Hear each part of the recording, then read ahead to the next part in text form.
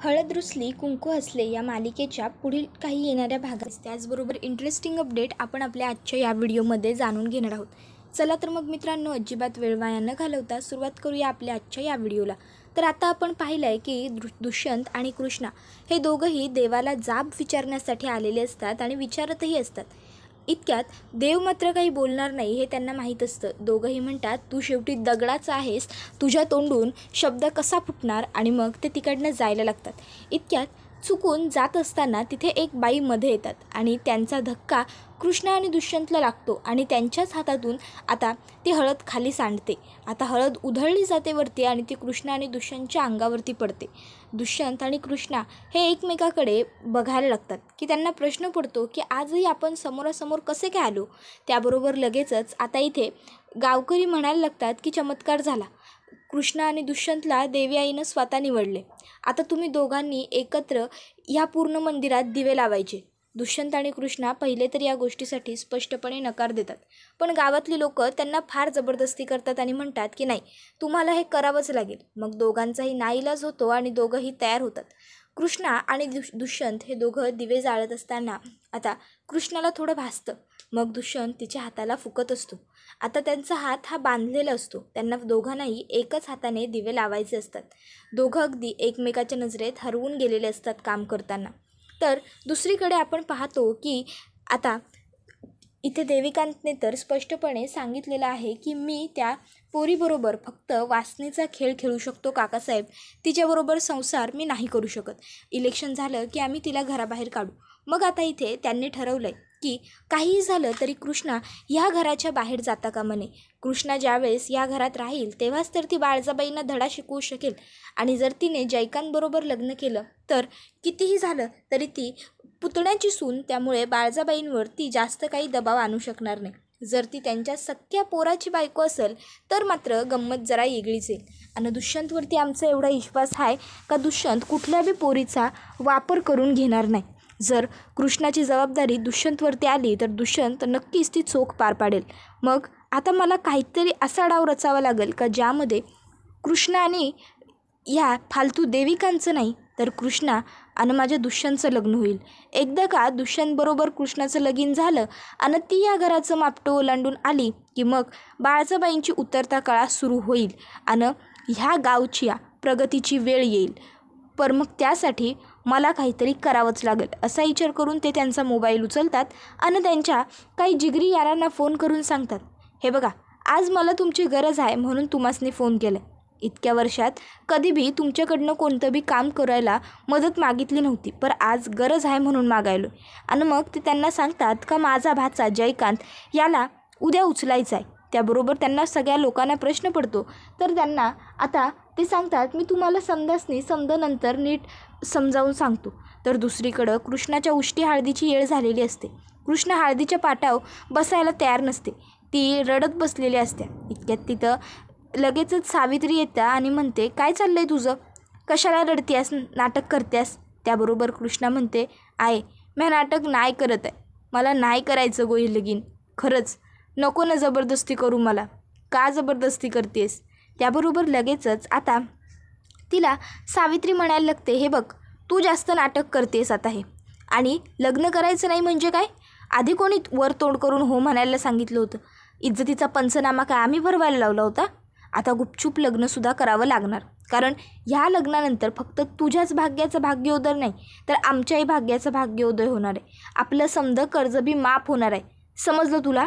त्याबरोबर कृष्णा लगेचच म्हणायला लागते, आई अगं माझ्या आयुष्याची माती होईल की ग. पण त्याबरोबर आता सावित्री तिला म्हणते, मग आता तरी कुठं तुझं आयुष्य म्हणजे सोनं आहे, आतासुद्धा तुझं आयुष्य मातीमोलच आहे की काय. काय केलं आहेस तू तुझ्या आयुष्यात, सांग की, शिक्षण तरी घेतलं आहेस का. माझी पूजी बघ, शिकली सवरली चांगली कामाला लागली, तुझं काय. त्यावर कृष्णा म्हणत असते, आई अगं माझं सुख माझ्या मातीतच आहे, मग मी मातीतच राहिलो, पण नको ना, माझं लगीन नको लावते जयकांतबरोबर, अगं तो चांगला पोरगा नाही. पण आता आई तिचं काय बी ऐकून घेत नाही. आता हळदीच्या पाटावरून हळद लागून झाल्याच्या नंतर कृष्णा हिला लग्नासाठी तयार केलं जातं. तर इकडे आता कृष्णा ही मंडपात पोहोचणारच असते. तर दुसरीकडे बाळजाबाईंची माणसं बाळजाबाईंना सांगत असतात, बाळजाबाई, दुष्यंत सरकार कुठंच सापडत नाही आहेत आणि देविकांत सरकार पण. त्याबरोबर आता इकडे बाळजा म्हणते दुष्यंत आणि देविकांत दोघं बी गायब आहेत. कसं काय असं होऊ शकतं? ते समजा सोडा, ऐका आमचं, आम्ही काय सांगायलो इथे. काय बी करा, देविकांतला शोधून काढा. दुष्यंत नाही आला लग्नाला तरी बी काही फरक पडत नाही. त्याचं काहीतरी काम असेल म्हणून तो ते करायला गेला असेल, ते समजा सोडा. पण जयकांत कुठं आहे त्याला बघा. आजच्या दिवशी तरी या पोरानं दारू पिऊन कुठं तमाशा नाही केला पाहिजे किंवा लोळत नाही पडला पाहिजे. आज ह्याचं लगीन आहे. आज जर ह्यानं असा काही गोंधळ घातला ना तर खरंच ह्याचा गळा आणि आमचा हात एक व्हायला वेळ लागायचा नाही. इतक्यात तिथं बाळजाबाईंची पुन्हा थोड्या वेळानं दुसरी माणसं येऊन सांगतात की जयकांत साहेबांनी समधीकडे शोधलं पण कुठंच सापडत नाही आहेत ते. तर इतक्यात त्या ठिकाणी आता दुष्यंत पोहोचतो आणि आईला सांगतो, आई अगं काही नाही, माझ्या ब्लेझरवरती थोडंसं खायचं सांडलं होतं तर मी जरा ते क्लीन करायला गेलो होतो. आपल्या माणसांना काय काही कारणच लागतं ना, फक्त इथे कोण नाही आहे ते तुला कंप्लेंट करायला. काय बरोबर ना? त्याबरोबर माणसं गप्प बसतात. तर आता लगेचच इकडे बाळजाबाई म्हणतात, अरे महागा, जयकांत गेला कुठं? त्याबरोबर दुष्यंत म्हणतो, आई अगं आता मी कसा इथेच होतो आणि या लोकांना दिसलो नाही, तसंच काहीतरी झालं असेल जयकांतच्या बाबतीत सुद्धा. तू थांब, मी जयकांतला कॉल करतो. दुष्यंत जयकांतला कॉल करतो. जयकांतचा फोन बंद लागत असतो. आता फोनही बंद, कुठे सापडतही नाही आहे. इकडं बाळजाबाईंना खूप टेन्शन आलेलं असतं. अगदी त्यांच्या हृदयाचं पाणी पाणी होत असतं. त्यासनी कळत नसतं की हे समजा काय व्हायला लागलं आहे. मग आता गुरुजी सतत म्हणत असतात, नवऱ्या मुलीला बोलवा, नवरा मुलाला बोलवा, मुहूर्ताची वेळ पुढं जायला नको, मुहूर्ताची वेळ पुढं जायला नको. मग आता मात्र काही पर्याय उरायला नसतो. तर दुसरीकडे आपण पाहतो की लोकांमध्ये कुजबूज चर्चा सुरू होते. एवढा वेळ कसला लागतोय तयार व्हायला? बायका माणसं तयार होऊन आल्या तरी ह्या पुरुषासारख्या पुरुषाला वेळ लागतोय तयार व्हायला. नक्की पाणी कुठंतरी मुरत असणार, काहीतरी असणार त्यांचं बाहेर, म्हणूनच तर तिला समजावा एवढा वेळ लागत असेल. नाही नाही, कृष्णीचं आयुष्य उद्ध्वस्त करायला निघाल्या ही बाई. हो खरंच. अहो पण ते तिच्या आईला कळायला नगं का? तिनं कशा पायी होकार द्यायचा? एवढ्या मोठ्या घरात पोर द्यायची काही खायचं काम आहे वय? तेवढं तोला मुलाचं आपल्याला बी करावं लागतं. पण नाही, सावित्रीला कुणी बाई समजावावं. जाऊ दे, आपल्याला काय करायचं आहे? आपण काय फक्त मस्तपैकी मटणावर ताव मारायचा आणि सुटायचं. पण त्यातला एक माणूस जो असतो तो आता तमाशा करतो. कारण ह्याला आता आधीच बाळजाबाईच्या नवऱ्याने सांगितलेलं असतं की तू बोलबाला उठवायचा, गोंधळ करायचा की जयकांतला ह्यांनीच पळवलं आहे, कारण ह्यांना गरीब घरची सून नको आहे. मग आता त्याला जसं सांगितलेलं असतं तसं तो म्हणत असतो, काय हो बाळजाबाई, नक्की जयकांत सरकार सापडत नाही आहेत का तुम्हीच त्यासनी गायब केलं आहे काय? त्याबरोबर लगेचच आता दुष्यंतला मात्र हे ऐकून राग येतो. दुष्यंत त्या माणसावरती चिडतो आणि त्याला म्हणत असतो, काय म्हणालास? माझ्या आईने गायब केलं आहे त्याला? का काय करेल माझी आई असं काहीतरी? ती म्हणजे काय तू आहेस का राजकारणी, फक्त प्रत्येक गोष्टीत राजकारण करायला? माझी आई आहे ती, आणि माझी आई कधीच वाईट कुठलंच कृत्य करू शकत नाही. त्याबरोबर लगेचच आता ती व्यक्ती म्हणते, माफ करा साहेब, आम्ही राजकारणी नाही, आम्ही पोलीस आहे, पोलीस. समजलं ना व? त्याबरोबर लगेचच दुष्यंत पोटाच्या पोलीस असून इतकी खालची आणि गलिच्छ भाषा बोलताय. त्यावर ते इन्स्पेक्टर म्हणायला लागतात की तुमच्या आईनं असं बोलायला भाग पाडला आहे काय? बरोबर ना? सोडू नका रे यासनी, एका पोरीची जिंदगी बर्बाद केल्या, कुठं आहेस नाही? आणि मग त्याच्यानंतर तू पोलिसांच्या हवाली करा, आम्ही बरोबर चार्जेस लावतो यांच्यावर. त्याबरोबर दुष्यंत म्हणत असतो, एक मिनटं, काय सुरू आहे हे सगळं? माझ्या आईला जर याला पळवायचंच असतं देविकांतला तर तिने कधीच पळवला असता. इतका वेळ का थांबली असती? आणि जर माझ्या आईच्या जीवापेक्षा तिचा शब्द महत्त्वाचा असेल ना तर काही हरकत नाही, मी करेन कृष्णाबरोबर लग्न. आता हे ऐकून मात्र सगळ्यांनाच खूप मोठा धक्का बसतो. तर आता कृष्णा म्हणत असते, थांबा थांबा रे, काय चाललं आहे तुम्हा समद्यांचं? का मला सहानुभूती दाखवायला समधीजणं? नको आहे मला कोणाची बी सहानुभूती आणि नको आहे मला कोणाचं बी उपकार. त्याबरोबर सावित्री आणि भक्ती कृष्णाजवळ येऊन उभ्या राहतात. सावित्री म्हणत असते, नाटकं करू नको. त्यावर कृष्णा म्हणते, नाही करत आहे मी नाटक, नाही करत आहे, मनापासून बोलायलोय, जे काय बोलायलोय ते आणि खरं बोलायलोय. कशापायी करायचं आहे तुम्हासनी माझ्याशी लग्न बुंगाट पावणं? सांगा की, हाय काय उत्तर तुमच्याकडं? गरज आहे तुम्हासनी माझ्याशी लगीन करायची? हां? त्याबरोबर लगेचच गावातली लोक म्हणायला लागतात की ते काही नाही, जर तुम्ही लग्न नाही केलं कृष्णाबरोबर किंवा या मंडपातून कृष्णा परत गेली तर मग तुमच्या इलेक्शनवर याचा फायदा पडणार. एका मुलीला लग्नाचं आश्वासन दिलं आणि तिचं लग्न न लावून दिल्याबद्दल तुम्हाला आम्ही चांगली अद्दल घडवणार. त्याबरोबर लगेचच आता मात्र इथे बाळजाबाईंसमोर खूप मोठा प्रश्न उद्भवलेला असतो. तिला वाटत असतं की नाही, आता मला जयकांत ऐवजी दुसरा कोणतरी पोरगा उभा करावाच लागेल आणि तो असेल माझा स्वतःचा पोरगा दुष्यंत.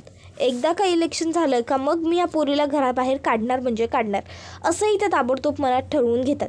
तर इथं लोक म्हणत असतात की तुम्हीच त्या पोरीला घाबरवलं असणार, धमकवलं असणार लग्नाला नाही बोल म्हणून ती पोरगी घाबरली असणार. त्यावर लगेचच आता हे ऐकून तर दुष्यंतला आणखीन राग येतो. दुष्यंत कृष्णाला म्हणतो, जरा 2 मिनटं बाजूला ये ना, मला तुझ्याशी थोडं बोलायचं आहे. कृष्णा दुष्यंतला म्हणते, नाही यायचं मला कुठं बी.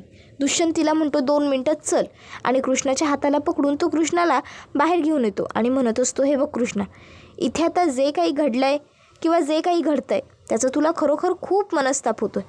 I very well know about it. त्यावर कृष्णा म्हणते, काय म्हणालायसा? इरीवर? त्याबरोबर लगेचच तो म्हणतो, विहिरीवर नाही गं, व्हेरी वेल, म्हणजे मला हे खूप चांगलं माहिती आहे. I very well know, okay. पण मग मी काय म्हणतो, आता जे घडून गेलं आहे त्याच्यावर चर्चा करत बसण्यापेक्षा आणि उगाचच्या उगाच लोकांनी आपल्याला शिव्या देण्यापेक्षा, आपली गावांमध्ये बदनामी होण्यापेक्षा एक काम करू, आपण खरंच लग्न करू. कृष्णा म्हणते, अहो तुम्हाला लगीन म्हणजे काही खेळ वाटतो का? अहो आयुष्यभराचं बंधन असतं ते. त्यावर दुष्यंत म्हणत असतो, अगं पण मग तू माझ्याबरोबर बंधन कर असं मी नाहीच म्हणत आहे. त्यावर कृष्णा म्हणते, म्हणजे? त्यावर दुष्यंत म्हणतो, अगं म्हणजे कॉन्ट्रॅक्ट, आपण करार करूया ना लग्नाचा. हे बघ, 6 महिने तू माझ्या घरामध्ये माझी बायको म्हणून वावर. 6 महिन्यानंतर मी स्वतः तुला डिवोर्स पेपर्स देईन. आता तू ठरव, तुला काय हवं आहे? 6 महिने माझी बायको बनून राहायचं आहे आणि स्वतःचं सगळं कर्जसुद्धा माफ करायचं आहे आणि त्या जयकांतबरोबर लग्नही नाही करायचं आहे, की जयकांतबरोबर लग्नाला होकार द्यायचा आणि सगळ्या अस्त्याचं नसतं करायचं? त्याबरोबर कृष्णा म्हणते, असल्याचं जसं आहे तसं चालू ठेवायचं. आणि मग ती आता तिकडे येते आणि म्हणत असते, मॅ तयार आहे ह्या लग्नाला, मॅ करतो यांच्या संगत लगीन. त्याबरोबर हे ऐकून भक्तीला तर खूप आनंद झालेला असतो. तर भक्ती म्हणत असते, गुणाची ग बाय माझी कृष्णी. त्याबरोबर लगेचच आता पुढे एक एक करून दुष्यंत कृष्णाला सगळ्यांची ओळख सांगतो. कृष्णा सगळ्यांना नमस्कार म्हणत करत चाललेली असते पुढे.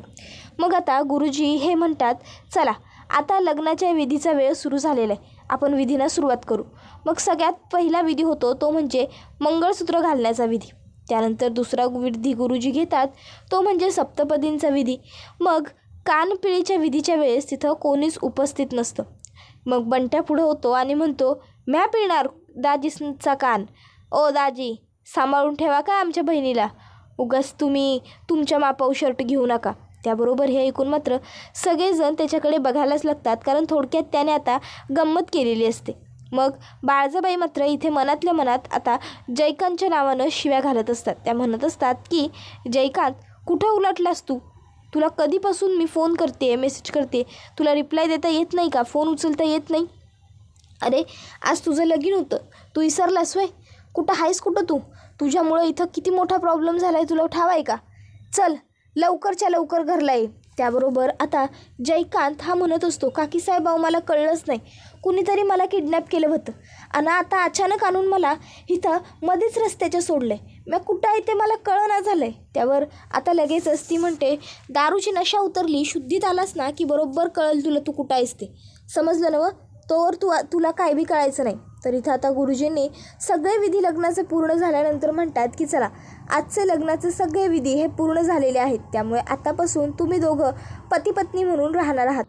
बाळजाबाईंना वाटत असतं की जयकांत त्यांना फसवतोय, खोटं बोलतोय, पण बाळजाबाईंना हे माहीतच नाही आहे की हे सगळं काही करणारी व्यक्ती म्हणजे त्यांचा स्वतःचा नवरा आहे. त्यांनीच खरोखर जयकांतला किडनॅप केलं होतं आणि म्हणूनच हे सगळं घडलं आहे. पण इकडे आता दुष्यंतचं कृष्णाबरोबर लग्न झालेलं बघून इकडे त्याच्या वडिलांना मात्र प्रचंड आनंद झालेला असतो आणि ते आता मनात म्हणत असतात की बाळजा लक्षात ठेव, आता तुझी उतरती कळा सुरू झाली. तर दुसरीकडे आपल्या मुलाचं वाटोळं करत होत्या, आपल्या मुलाचं त्या गावठी मुलीशी लग्न लावून देत होत्या बाळजाबाई, आणि आत्ता त्यांच्याच लेकाचं त्या बाईबरोबर लग्न झालं, त्या मुलीबरोबर लग्न झालं. हे बघून बहिणावतीला खूप आनंद झालेला असतो, इतका आनंद की अगदी गगनात मावेन असा आनंद झालेला असतो. तर इकडे आता दुष्यंतच्या वडिलांनी ठरवलेलं असतं की काहीही झालं तरी आपण कृष्णा एकदा का ह्या घरातलं माप ओलांडून आली की पुन्हा कृष्णाला ह्या घराबाहेर पडू द्यायचं नाही. कारण जर बाळजाबाईंना धडा शिकवायचा आहे, आपल्या मुलाला आपण चुकीचे नाही, आपण योग्य आहोत आणि त्याची आई किती विचित्र आहे हे दाखवायचं आहे, तर आपल्याला कृष्णाच्या पाठीशी ठाम उभं राहायचं आहे हे ठरवत असतात. तर आता इथे सावित्रीला मात्र खूपच जास्त जेलेसी फील होत असते. तिला वाटत असतं की ह्या बकवास मुलीचं लग्न एवढ्या चांगल्या मुलाबरोबर झालं, ह्याच्याऐवजी जर माझ्या लेकीचं झालं असतं तर किती बरं झालं असतं.